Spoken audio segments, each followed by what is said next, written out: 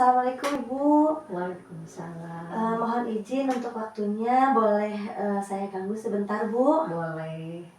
Ya, sebelumnya mohon maaf Ibu, apakah Ibu sekarang sedang tidak sibuk Bu? Alhamdulillah lagi santai, Neng. Iya ini Bu, jadi saya ingin mewawancarai Ibu sebagai kepala sekolah terkait pengambilan keputusan di mana Ibu sebagai kepala sekolah terhadap kasus-kasus yang terjadi di sekolah SD Negeri Cihilang ini Bu. Oh, silahkan. Apa ada yang bisa dibantu? Iya. Atau ditanyakan gitu?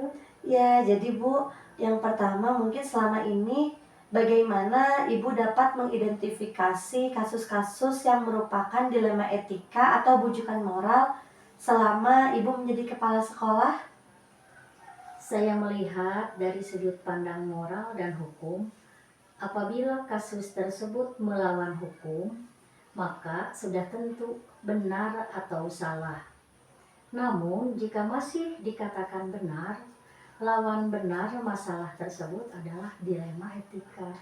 Baik Bu, jadi selama ini bagaimana Ibu sebagai kepala sekolah menjalankan pengambilan keputusan di sekolah yang Ibu pimpin, terutama untuk kasus-kasus di mana ada dua kepentingan yang sama-sama penting atau sama-sama mengandung nilai kebajikan.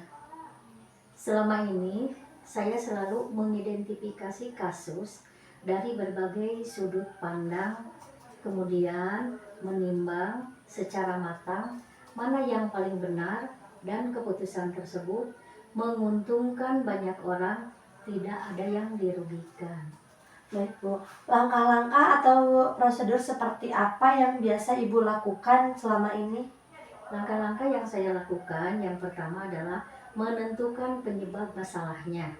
Yang kedua, menentukan siapa yang terlibat. Dan yang ketiga, menanyakan kepada orang-orang yang terdekat.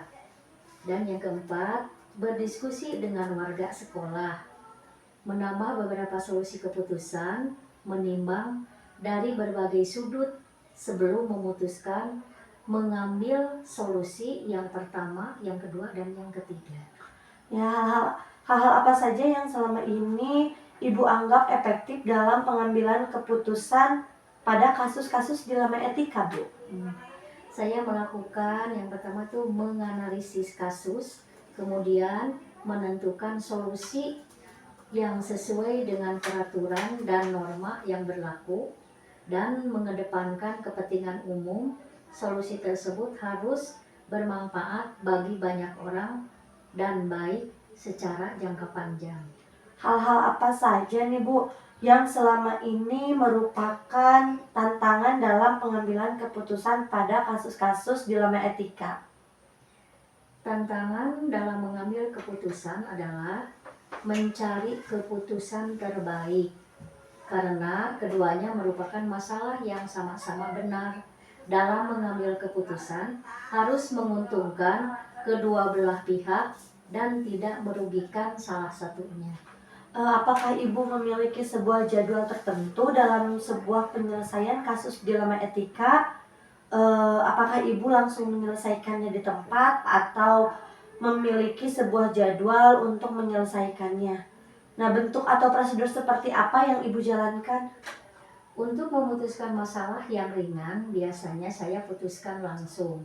Tetapi, jika masalah itu berat, saya akan melakukan langkah-langkah seperti tadi, yaitu menentukan langkah-langkah penyebabnya.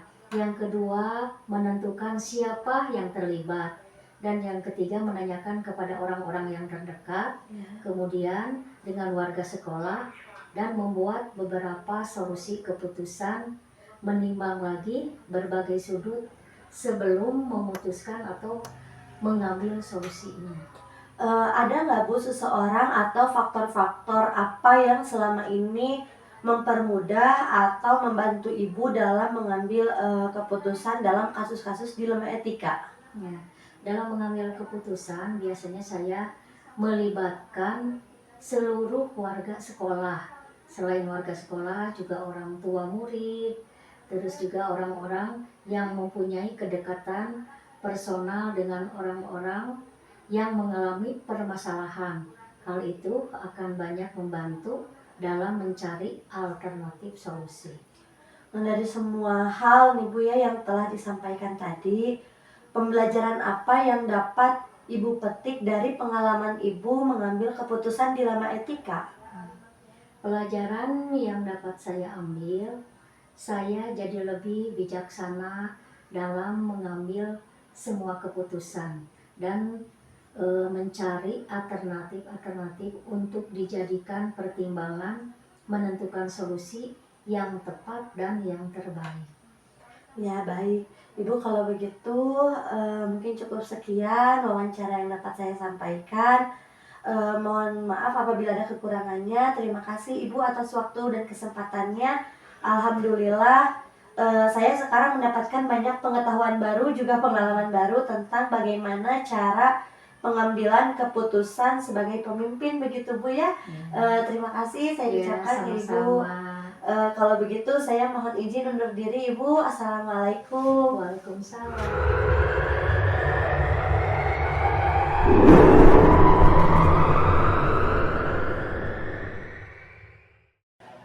Assalamualaikum Bapak. Waalaikumsalam. Barangkali mohon maaf sebelumnya saya mengganggu waktu Bapak. Ya, ada yang bisa dibantu? Iya Pak, jadi hari ini itu saya akan mewawancarai Bapak selaku kepala sekolah Siap. di SD Lebakwangi 2 ya Pak ya. Itu terkait dengan pengambilan keputusan yang Bapak ambil di sekolah begitu Pak. Mungkin yang pertama akan saya tanyakan itu, selama ini Bapak bagaimana gitu Bapak dapat mengidentifikasi kasus-kasus yang merupakan dilema etika atau rujukan moral. Terima kasih atas kedatangannya dari calon guru penggerak. Alhamdulillah sudah bisa menyempatkan di sini dan saya dijadikan moderator. Alhamdulillah, melihat pertanyaan dari Ibu tadi, kalau dilema etika kasus di mana kita dihadapkan dengan dua pilihan, di mana dua pilihan itu yang tentunya antara pilihan ke-1 dengan pilihan kedua itu sama-sama benar ya. Sedangkan yang menjadikan rujukan moral itu di mana satu kasus yang satu bernilai benar dan yang satu kasus yang lainnya bernilai salah, mungkin seperti itu. Selama ini bagaimana Bapak menjalankan pengambilan keputusan di sekolah Bapak, terutama untuk kasus-kasus di mana ada dua kepentingan yang dua-duanya itu sama-sama benar dan sama-sama memiliki nilai-nilai kebajikan Pak? Iya, terima kasih ya. Pasti dalam kasus itu ada yang semuanya beranggapan benar ya. Langkah yang pertama yang bisa diambil yaitu mengidentifikasi kasus tersebut. Setelah kita identifikasi, maka kita carikan beberapa solusi untuk penyelesaiannya, dan kita pilih satu solusi yang terbaik yang harus kita pilih, yang terbaik bagi yang punya kasus yang terbaik atau kasusnya itu yang berhubungan dengan lembaga sekolah, mungkin seperti itu. Ya, langkah-langkah atau prosedur seperti apa yang biasanya Bapak lakukan selama ini dalam kasus tersebut, Pak?